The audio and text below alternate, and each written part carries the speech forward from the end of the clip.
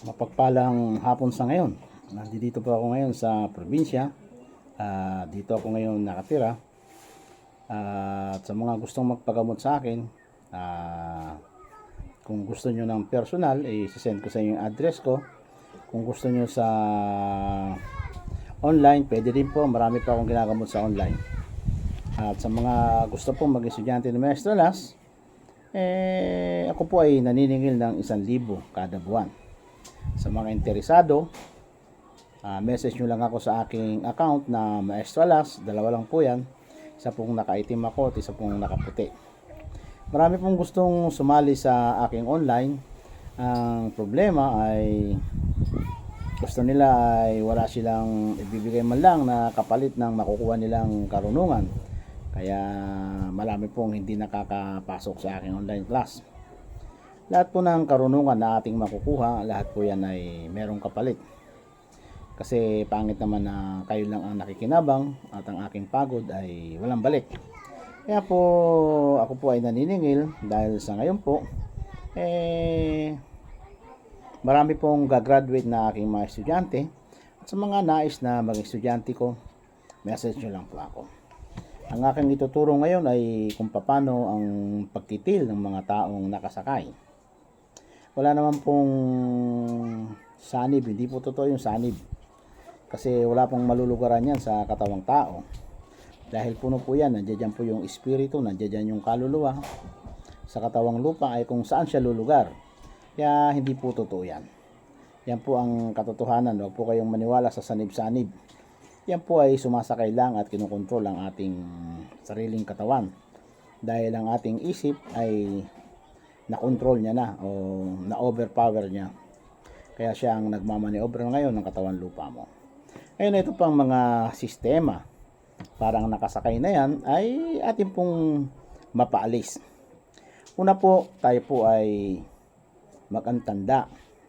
Alam nyo naman kung paano mag-antanda. In nomine Patri, et Filii, et Spiritus Sancti. Amen. O, ganyan po, sign of the cross. Ngayon, sunod po natin ang Ave Maria. Ave Maria Sanctam Mater Virgine Jesus Meum. Tigtatatlong ulit po. At ang Gloria Patri, et Filii, et Spiritus Sancti. Amen. At ang Credo. Statim Hesum Christi Pater Salvame. Tapos niyan ay maglinis po tayo ng ating sarili. Alam nyo naman kung paano humingi ng tawad. Dahil lang tayo, humingi rin tayo ng tawad sa ating mga magulang. Ang Diyos na nasa langit ay magulang din po natin. Kaya ito po ay isang uri ng paghingi ng tawad sa Diyos o sa ating Ama. Ako'y kawaan ng mahal kong Diyos. Ayon po sa inyong kagandahang loob, mga kasalanan ko po ay inyong pawiin. Ayon sa inyong pag-ibig sa akin. Ganun po.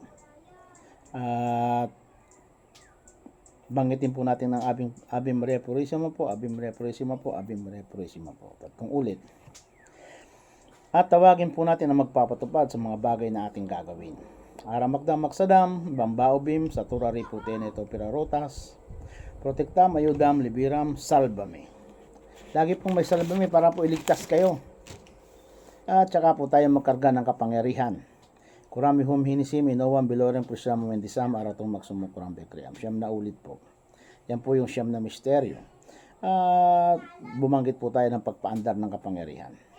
Prasyonim, pagtirumpi, Christi Murando, Abebato, Beta, Ego Sumpros. Yan po, siyam na ulit. Ngayon na babanggutin po natin ang pangpasuka upang lumayas ang nakasakay sa kanya. Kung ano man yan, kung makakaliwang elemento man yan o kahit ano. O mga palipad hangin, yan po ay susuka niya.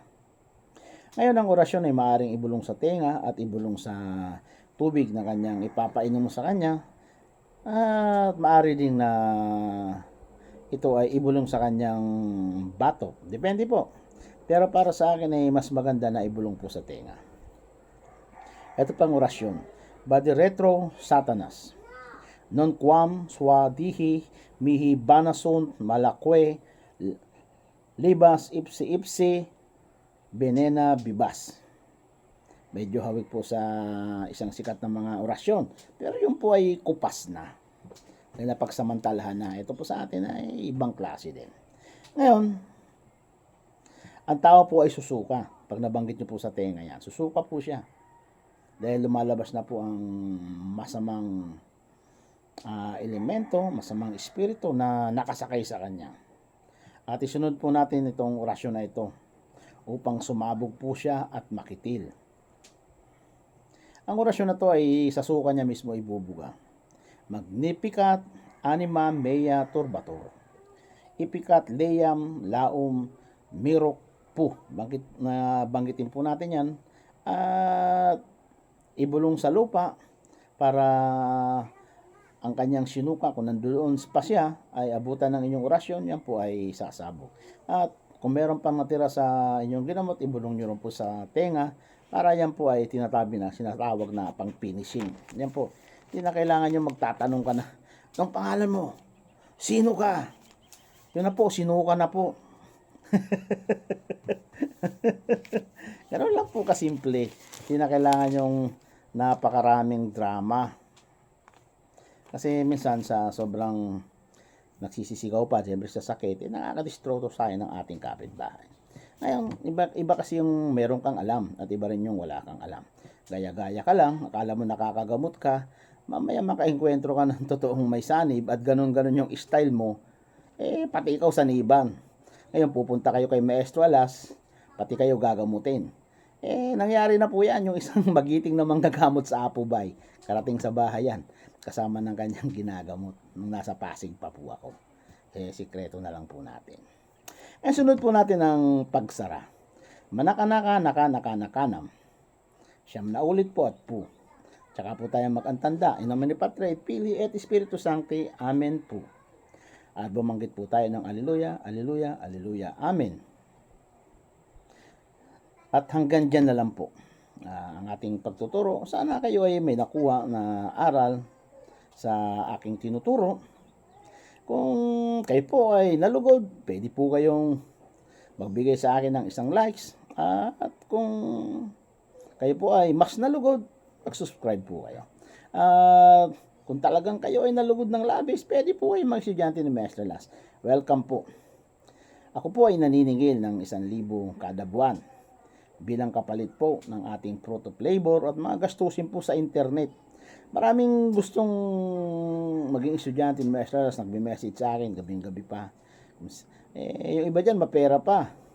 Ang gusto nila libre. Kung sino pa yung mapera, siya pa yung gusto libre. Sa mundo ngayon, wala na pong libre. Kahit po tayo, binabayaran. Yan po ang totoo. Iihi ka, waste mo yan. May bayad pa. Eto po, hindi po to waste. Mas matindi pa po sa ginto ito makukuha mo, tapos gusto mo libre. Wala na pong ganun ngayon. Mga bata nga po, utusan mo. Bumili ng suka. Hindi ka tatalima yan. Hindi mo bibigyan ng 5 piso. Ngayon, yung iba ayaw na ng 5 piso, gusto na 20. Ganyan pa mundo ngayon, kaya wag po tayong magkukuripot. Lahat po ng estudyante ni Maestro Las galante, kasi ayaw ni Maestro Las ng kuripot. Kasi yung mga kuripot, wala pong lugar sa langit yan. Ang sabi ng Diyos, magbigay. Kung kayo po ay kuripot, ang biyaya po sa langit ay hindi nyo po makakamtan ng liglig, siksik at umaapaw. Ang tinuturo po sa inyo ng Maestro Las kung paano kayo makakakuha ng mga matitinding biyaya at labis pa, higit pa sa inyong inaakala. Alam nyo po ba yung matuto na lang kayong manggamot at magamot nyo yung mga mahal sa buhay? Napakalaking pribilehyo po niyan. Yung iba, gusto Maestro, maaari bang gawan mo ako ng ganito na orasyon? Ganito. Siyempre, magpapagod ka.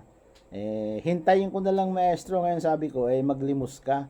Kasi gagamit ako ng ballpen, magsusulat ako, at isi-send ko sa'yo, gagamit ako ng internet. Yung oras ko, at gusto mga ba ang karamihan ng mga tao ngayon gusto thank you. Tapos manggagamot yan, ang tindi maningil. Siguro hanggang dito na lang ang ating pagtuturo. Sa susunod po, at magtuturo po tayo ng mas matitindi pa. At kung gusto nyo pong matuto ng mga mataas na aral na mas matitindi pa, mag-enroll po kayo kung Maestro Las. Message nyo lang po ako, Maestro Las, sa aking messenger. Dahil wala pong signal dito, dito po ako matatawagan. Diyos mabalos po, mapagpalang umaga, gabi, kung nasan man kayo dako ng mundo. Mapagpalang araw at gabi. Diyos mabalos.